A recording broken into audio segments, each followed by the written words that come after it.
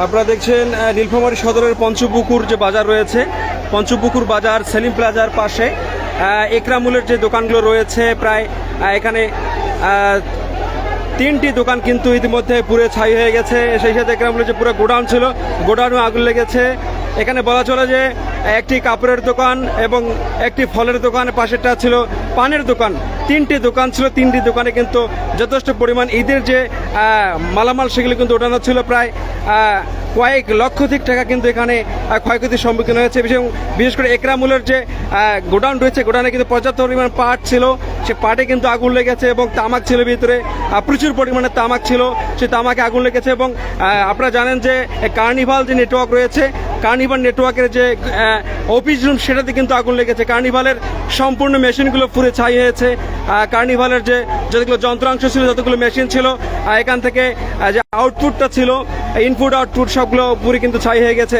পঞ্চপুকুর বাজারে কিন্তু অনুমানিক শর্ট সার্কিটের যেটা ধারণা করা হচ্ছে যে বৈদ্যুতিক শর্ট সার্কিটের কারণে এটি আগুন লেগেছে। এবং এখানে প্রায় দুপুর আড়াইটার পরপরে, প্রায় 2:45 পরপরই বলা চলে যে 3টার মধ্যেই আগুনটা ঘুমসে লাগে এবং 3টার পরপরেই কিন্তু আগুনটা একদম পরিবেশটা দেখা যায় যে আগুনটা লেগেছে সেটা। কিন্তু এখানে যে পুরো পরিবেশটা দেখছি আমরা, প্রায় 3টি দোকান এখানে ছিল, একটি পানের দোকান, একটি ফলের দোকান এবং একটি কাপড়ের দোকান। যে কটা কাপড়ের দোকানে ছিল, প্রত্যেকটা কাপড়ের দোকানে কিন্তু প্রচুর পরিমাণে ঈদের যে মালামাল, প্রচুর টাকা, কয়েক লক্ষাধিক টাকা কিন্তু এখানে তারা ইতিমধ্যে ইনভেস্ট করেছে। এবং যে কার্নিভালের যে অফিসটা ছিল, প্রচুর পরিমাণে সেখানে কিন্তু carnival network wifi dish line, সেই অফিসটাতে কিন্তু আগুন লেগেছে এবং তাতে অনেক ধরনের কিন্তু মেশিন ছিল, সেখানে ক্ষয়ক্ষতি হয়েছে। এবং একরামুলের যে গোডাউন রয়েছে পাশে, সেটি হচ্ছে যে এখানে প্রচুর পরিমাণে পাট ছিল এবং তামাক ছিল। এবং তার পাশে কিন্তু রয়েছে বাংলাদেশ সরকার অনুমোদিত একটি সারের গোডাউন, সারের গোডাউনটিতে কিন্তু আগুন লেগেছে। এবং তার পরস্পরই দেখছেন যে সেলিম প্লাজায় কিন্তু অনেকটাই আঘাত লেগেছে। তবে সেলিম প্লাজার আশপাশ যে দোকানগুলো তার মালামাল সরিয়ে নিয়েছে। অনেকেই কিন্তু পরিবেশটা দেখছেন আপনারা, প্রায় দুপুর 2টার পর থেকেই কিন্তু 3টার পরেই আগুনটা বেশিরভাগ ফুটিয়ে ওঠে এবং বেশিরভাগ লেগে যায়। পুরো এলাকা কিন্তু আতঙ্কিত। পুরো পঞ্চপুকুর বাজারে এবার সহ কিন্তু প্রায় 4বার এই ব্যাপকভাবে আগুন লেগেছিল। 1993-94 সালে কিন্তু একটু ভয়াবহ আগুন ছিল, যেটি পঞ্চপুকুর বাজারের সকল দোকান পুড়িয়ে যায়, ছারখার হয়ে যায়। এবং তারপরে কিন্তু 2018 সালে আগুন লেগে, 2012 সালে আগুন লেগে, এরপরে 2000 কিন্তু আপনার 22 সালে আগুন লেগেছিল। এরপরে কিন্তু আজকের এই 2025 সালের আজকের এই দিনে যেখানে আগুন লেগেছে। দর্শক, আপনারা যেমনটা জানিয়ে রাখি যে সেলিম প্লাজা পর্যন্ত আঘাত পেয়েছে। যে আশপাশ দোকানগুলো ছিল, তাদের মালামাল সরিয়ে নেওয়া হয়েছে। এবং এখানে কয়েকটি কিন্তু ছিল, দোকান ছিল, যে দোকানগুলো মূল দোকান বলা চলে। একটি সারের গোডাউন ছিল ভিতরে, এবং কার্নিভাল এবং ডিশ লাইনের যে অফিস রুম, সেটি কিন্তু পুরো সব মেশিন সারকার হয়েছে। এবং একটি দোকান কাপড়ের দোকান, সেটি কিন্তু সবগুলো কাপড়, যে নতুন কাপড়গুলো প্রায় ইতিমধ্যে যেমনটা 20 লক্ষ টাকার মালামাল এনেছে। এবং পার্শ্ববর্তী ফলের দোকানটা প্রায় কয়েক লক্ষ টাকার ফল এবং ফ্রিজ সেখানে ছিল। পাশাপাশি কিন্তু আরেকটি দোকান, যেটি সেদিন কয়েকটা ফ্রিজ ছিল এবং পানের দোকান, তাদের মালামাল ছিল ভিতরে। এবং পাশাপাশি যে আমরা যেমনটা বলি যে কার্নিভালের যে তারের গোডাউনটা, ডিশ লাইনের গোডাউনটা, যে অফিসটা, সেটি কিন্তু আগুন লেগেছে। এবং তামাকের যে পাটের যে গোডাউনটা ছিল, সেটা থেকে আগুন লেগেছে। তামাক এবং পাট দুটোই কিন্তু পুরো সারকার হয়েছে। এবং পাশে কিন্তু যেটা ছিল সরকার অনুমোদিত মাহমুদ এন্টারপ্রাইজ সারের গোডাউন, সেই সারের গোডাউনে কিন্তু আগুন লেগেছে। এই ছিল সর্বশেষ দেখছিলেন। এখানে কিন্তু নীলফামারীর ফায়ার সার্ভিস 2টি ইউনিট কাজ করতেছে। দেখছি আমরা 2টি ইউনিট কিন্তু এসেছে এই জায়গাটিতে। ফায়ার সার্ভিস নীলফামারী ইউনিট কাজ করছে, 2টি ইউনিট। এবং লক্ষাধিক মানুষের কিন্তু কানে চলে গেছে ইতিমধ্যে যে পঞ্চপুকুর বাজারে সেলিম প্লাজার পাশে ভয়াবহ অগ্নিকাণ্ড। এখানে কিন্তু হাজার হাজার লোক ছুটে এসেছে আগুনটাকে নিয়ন্ত্রণ করা হচ্ছে। তবে ইতিমধ্যে এলাকার মানুষে কিন্তু অনেকটাই আগুন নিয়ন্ত্রণে এনেছে এবং অনেকটা সহযোগিতা করেছে নীলফামারী ফায়ার সার্ভিস ইউনিট। আপনারা দেখছিলেন সেই চিত্রটি এই মুহূর্তে। আসলে এই আগুনগুলো বরাবরই কিন্তু বিভিন্নভাবে লেগে মানুষের ক্ষতি হচ্ছে। তো কয়েক লক্ষ টাকার ব্যয়বহুল সম্পূর্ণ একটি কিন্তু খরচ। পার্শ্ববর্তী দোকানগুলো তারা কিন্তু এই যে তার মালামাল তারা সরিয়ে নিয়েছে। আর সেলিম প্লাজার ভিতরে যে দোকানগুলো ছিল, সেই দোকানগুলো ঈদের মাল কিন্তু তারা কিনছিল, প্রায় লক্ষ লক্ষ টাকার মাল তারা রয়েছে, তারা কিন্তু মালগুলো সরিয়ে নিয়েছে। এবং আমরা যেমনটা জানি যে এখানে একটি দোকান ছিল, যে আপনারা দেখছেন শেষের যে দোকানটা, এটা 3টে দোকান দেখছেন একদম।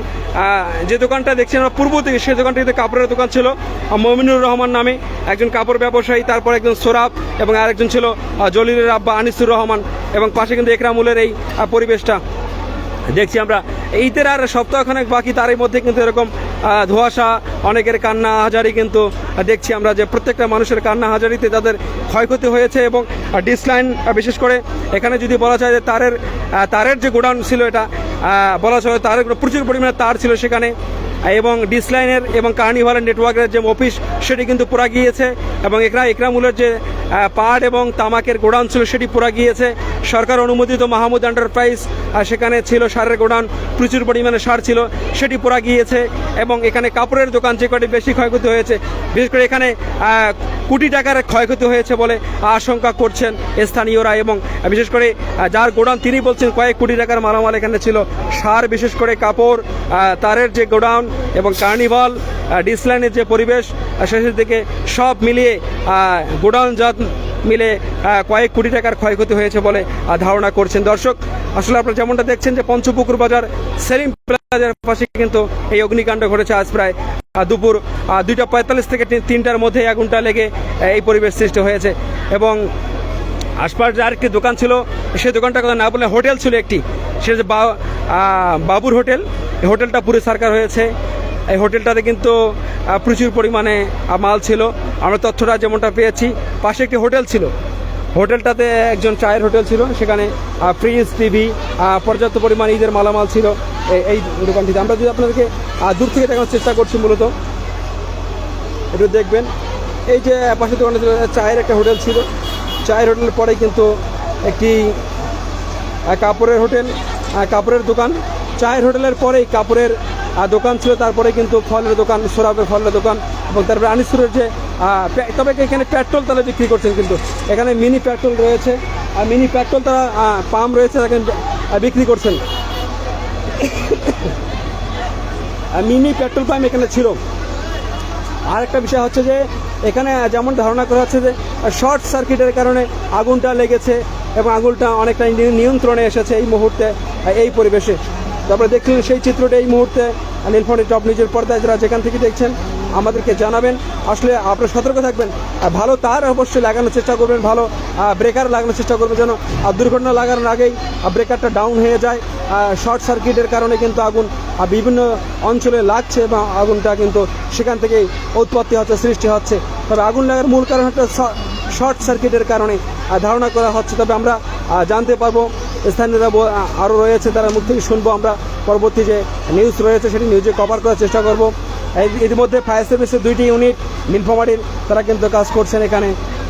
পরিবেশটা ইতিমধ্যে এই পাশে কিন্তু যে সারের গোডাউন এবং ডিসলাইনের গোডাউন, আর ডিসলাইনের যে অফিস রুম, সারের গোডাউন এবং হচ্ছে যে তামাক এবং পাটের যে গোডাউনটা রয়েছে, সেখানে কিন্তু আগুন থামানো যাচ্ছে না, আগুন বরাবরই কিন্তু ওই দিক থেকে উঠছে। আমরা অপর দিকে রয়েছি আর দেখানোর চেষ্টা করবো আপনাদের। তবে এখানে প্রচুর পরিমাণে মানুষের উপস্থিতি থাকার কারণে কিন্তু আমরা সেদিকে এগোতে পারছি না।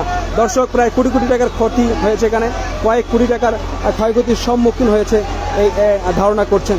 তবে আগুন কোনোভাবে থামছে না, অনেকটাই আগুন নিয়ন্ত্রণে এসেছে। তবে ওই দিকে সারের যে গোডাউনটা রয়েছে এবং তামাক পাটের যে গোডাউনটা রয়েছে, সেদিকে কিন্তু আগুন এখনও থামেনি, আগুন এখনও চলমান রয়েছে।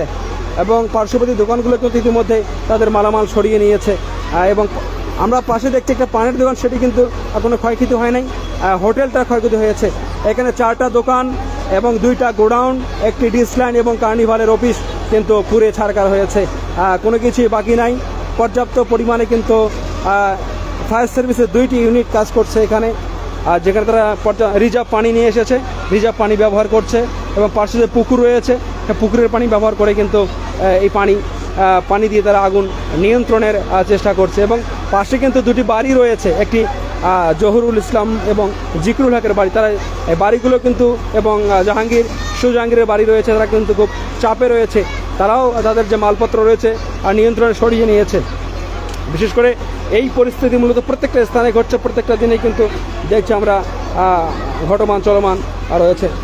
দেখছিলেন যে আসলে আমরা জানি যে বৈদ্যুতিক শর্ট সার্কিটের কারণে প্রায় প্রত্যেকটা জায়গায় আগুন লেগে পরিবেশ নষ্ট হয়ে যাচ্ছে এবং খারাপ হয়ে যায়। আমরা চাইবো আমাদের যে বাড়ির তার রয়েছে, বৈদ্যুতিক যে কাঠামো রয়েছে সেটি কিন্তু আমরা সংস্কার করব, বৈদ্যুতিক যে ওয়ারিং রয়েছে সেটি ভালো তার দিয়ে করব এবং পাইপ যে হুইস পাইপ রয়েছে হুইস পাইপ ব্যবহার করে ব্রেকার লাগানোর চেষ্টা করব, ভালো তার মানসম্মত তার, দামি তার লাগানোর চেষ্টা করব যাতে কোনোভাবেই শর্ট সার্কিট, কম দামি তার লাগানোর কারণে অল্পতে কিন্তু লোড বেশি পাওয়ার কারণে তারগুলো পুড়ে যেয়ে আগুন লেগে যায় মাইনাস প্লাস একখানে হয়ে, সেই কারণে কিন্তু বৈদ্যুতিক যে সমস্যার কারণে আগুন লেগে যায়। তবে আমরা চেষ্টা করব যে এই বৈদ্যুতিক তার ভালো লাগানোর জন্য। তো দেখছিলেন যে 4টি দোকান এবং 2টি গোডাউন এবং একটি অফিস কিন্তু দেখছি যে আমরা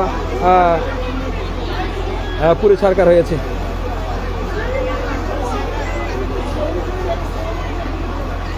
আরেকটি বিষয় হচ্ছে এখানে দেখছি যে আপনারা পঞ্চপুকুরের যে সেলিম প্লাজা রয়েছে তার পাশে কিন্তু এখানে কয়েকটি দোকান, 4টি দোকান, 3টি গোডাউন এবং একটি হচ্ছে আপনার ডিসলাইন এবং কার্নিভাল যে ওয়াইফাই রয়েছে তার অফিস কিন্তু পুড়ে ছারখার হয়েছে ইতিমধ্যেই। তো আমরা অনেকবার চেষ্টা করছি অনেক আগে লাইভে আসার জন্য,